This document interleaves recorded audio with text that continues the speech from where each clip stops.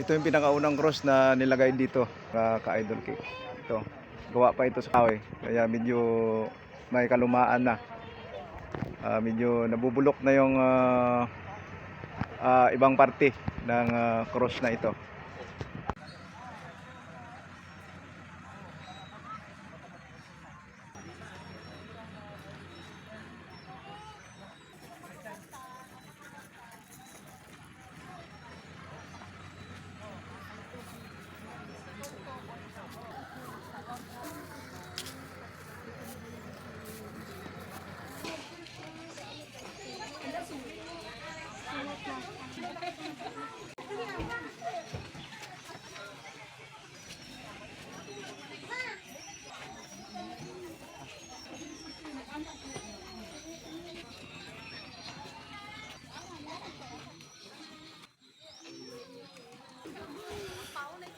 Idol, ito yung pinaka-highlights dito. Itong karaang cross na ito.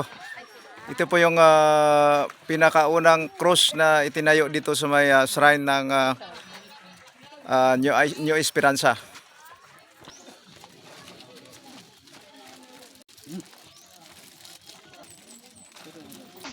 Isa lang lang.